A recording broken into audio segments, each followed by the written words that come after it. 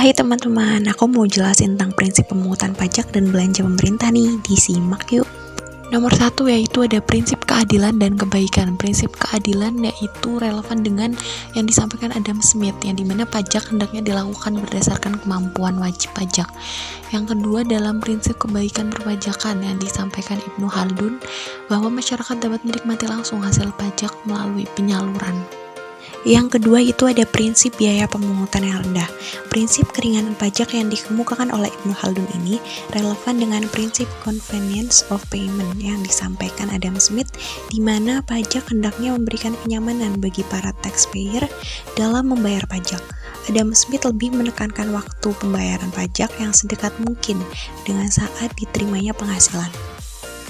Menurut Ibnu Khaldun, ini relevan dengan prinsip efisiensi Adam Smith, di mana bahwa pemungutan pajak hendaknya dilakukan sehemat mungkin, dalam arti bahwa biaya pemungutan pajak hendaknya lebih kecil dari hasil penerimaan pajaknya. Pajak hendaknya memberikan kenyamanan bagi para taxpayer dalam membayar pajak. Adam Smith lebih menekankan waktu pembayaran pajak yang sedekat mungkin dengan saat diterimanya penghasilan. Selanjutnya yaitu yang tiga, ada prinsip tidak sewenang-wenang. Penerapan pajak yang sewenang-wenang yang dimaksud oleh Ibnu Khaldun adalah penerapan pajak yang selalu bertambah dan keluar dari batas kewajaran yang dapat ditanggung oleh wajib pajak. Akibat pemungutan pajak yang sewenang-wenang ini menyebabkan berhentinya pertumbuhan perekonomian masyarakat dan dalam jangka panjang menurunkan penerimaan negara dari sektor pajak. Ibnu Khaldun menekankan perlunya kepastian dalam pemungutan pajak agar tercipta pertumbuhan perekonomian dan pembangunan secara berkelangsungan.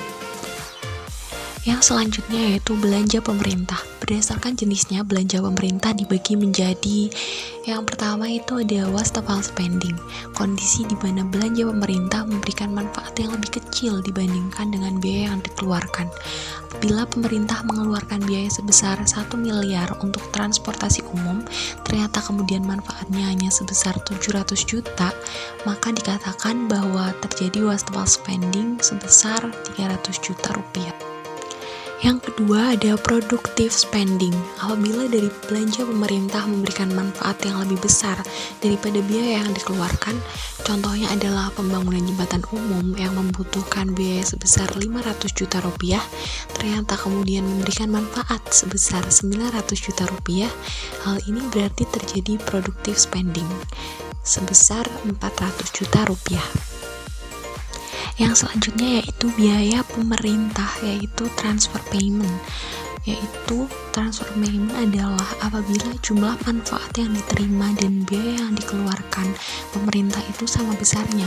Contohnya yaitu ketika pemerintah mengenakan pajak untuk menolong korban bencana alam yang disalurkan melalui Palang Merah Indonesia, dan di mana Palang Merah Indonesia itu menerima dana sebesar jumlah pajak yang ditarik pemerintah tersebut. Itu merupakan biaya pemerintah transfer payment.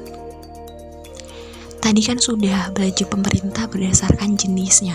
Nah, sekarang belanja pemerintah berdasarkan sifatnya, yaitu ada temporary spending.